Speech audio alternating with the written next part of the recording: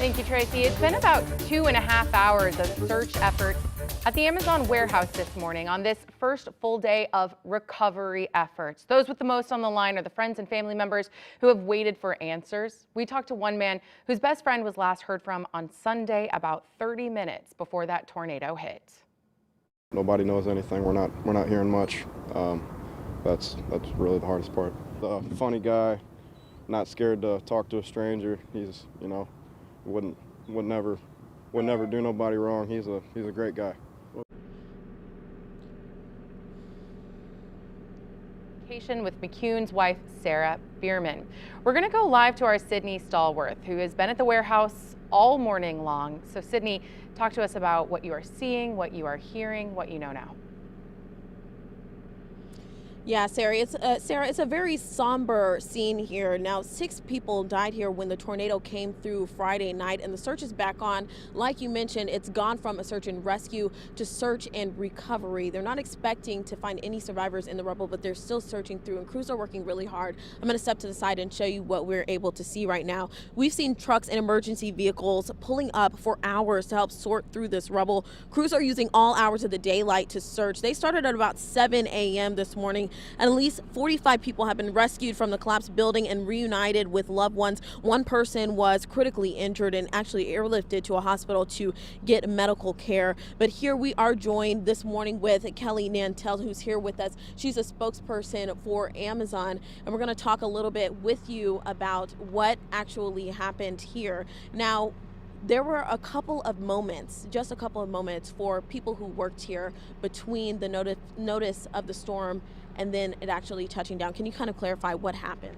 Yeah, the tornado warning siren actually went off, and we had about 11 minutes from that time to the time that the tornado hit the ground in order to get our employees and our partners into a safe place.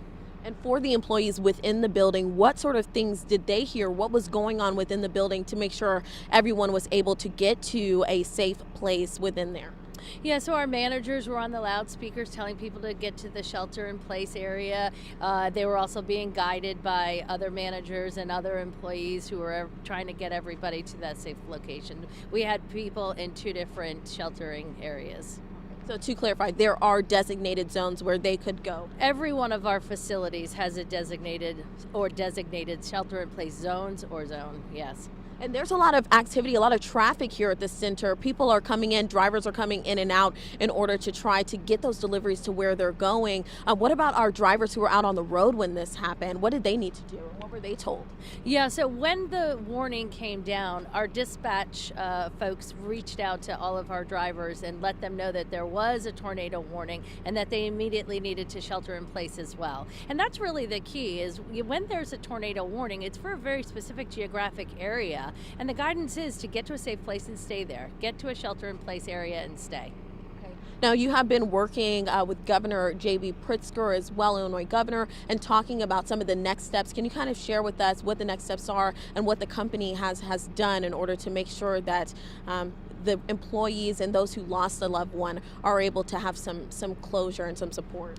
Yeah, a couple of things. It's really important to us as a company that we take care of not just our employees, but our employees who lost their loved one in this tragic event, their families, as well as the community as a whole. And Governor Pritzker gave us some really great guidance, and we've partnered with Edwardsville's Community Foundation. I'm sorry about that. Edwardsville's Community Foundation. We've donated $1 million to that organization, and that's really designed to help this community stand back up. But in addition to that, we're taking care of our own employees, making sure they have everything they need, and we're reaching out to the families of those we lost in this tragic event, because we want to understand what they need as well so we can take care of them. Thank you so much for joining us. This is Kelly Nantel, spokesperson with Amazon. And like I said, crews have been working here around the clock to try to recover anything that they're able to. And the community has actually reached out to them. They've donated things like food, Gatorade, water for these crews. If you'd like to do that, you can reach out to the Red Cross or Salvation Army in order to give them something while they're working so hard out here. In Edwardsville, Sydney Stallworth, 5 on your side.